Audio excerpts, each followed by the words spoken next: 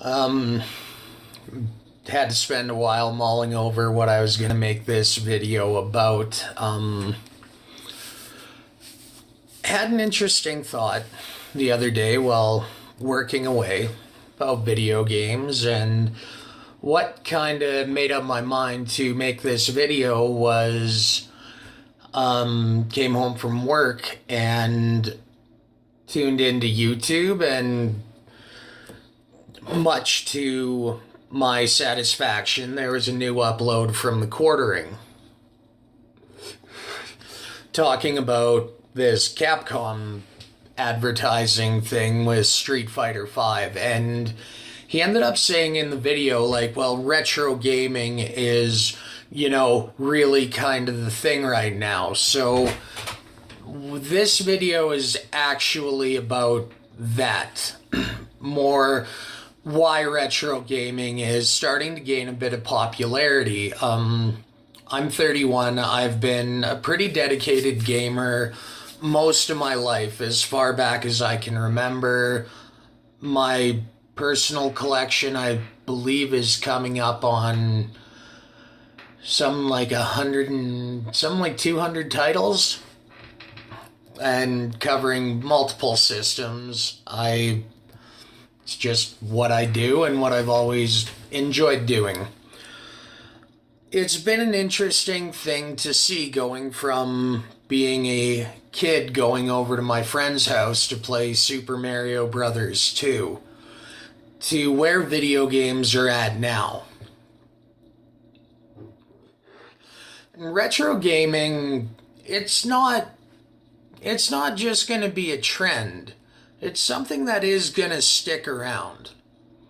And it is where the biggest fan backlash to the industry and the AAA publishers is going to come from. Because they have no control over that stuff. It's retro, it's vintage. It is a user community. And I know I could go on Amazon and buy whatever it is I'm looking for easy enough. To this day, I still check out all the local shops and stores and dig up what I can find. That's where the thrill of it is. But I should digress back to my original point, what I was wanting to get at. Watching the evolution of video games, at first we got the NES and we were amused. It was something to do and it was new.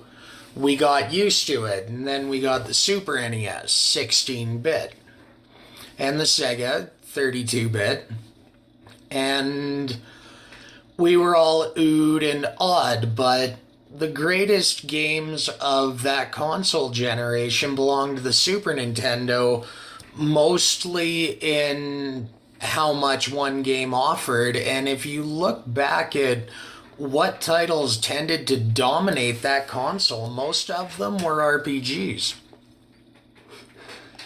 and Squaresoft games. They gave a compelling story. They were a complete product start to finish. I mean, even some of the more B-grade games of that generation had their merits and charm. And also a whole bunch of really, really, really big disappointments and terrible games. But this isn't about that. I know the N64 gets a lot of praise. I think it was kind of a garbage system. I could probably count on my hands and feet the amount of good games that were actually on it compared to the PlayStation, but PlayStation brought it into 3-dimension, and that opened up the door for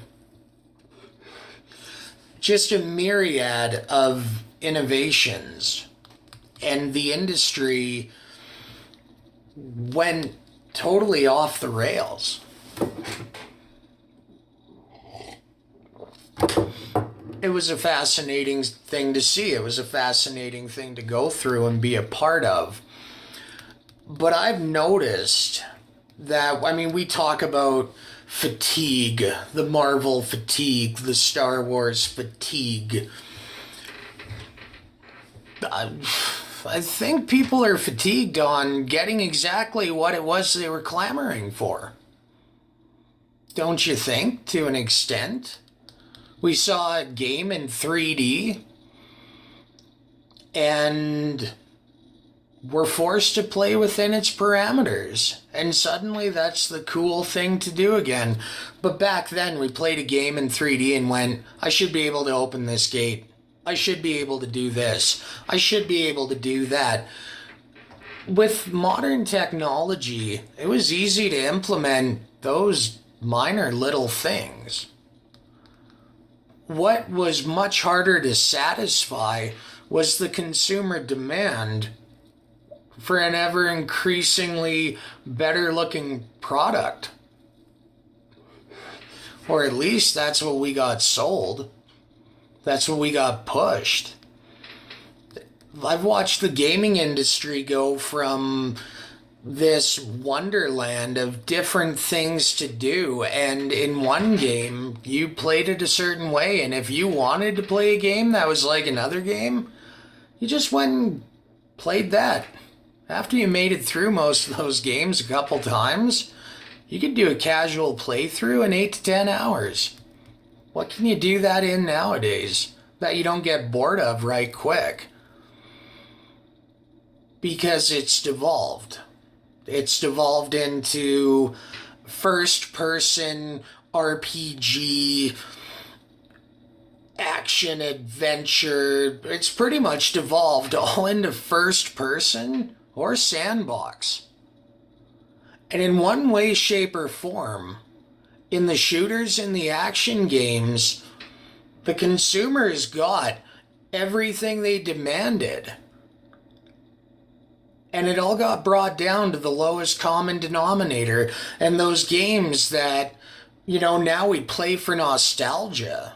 We're not playing for nostalgia. We're playing because we want a game that's different.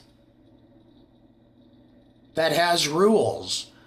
That isn't just a dump you off in a sandbox, give you some bullshit story and a myriad of quests to do. Because how many games come out like that nowadays? Most of them, if they're not in first person. No wonder people are getting bored. No wonder people are getting fatigued. They got exactly what they wanted. All the graphics, all the freedom, all the I should be able to do this in this type of game. Well, here we are. An entire console generation of sandbox and first person. And one of the two just meshed in with the other under a thin narrative. Because the entire industry has now become an effort to make as much money off you or off the advertising put in front of you for either the 10-minute quick match that you're on there or the afternoon you set aside for leisure. To an extent, that's where the fans fall at fault. It's kind of what we demanded. To an even worse extent, the developers saw that and spent the last 15 years feeding us the same thing, just trying to make a faster buck off of it.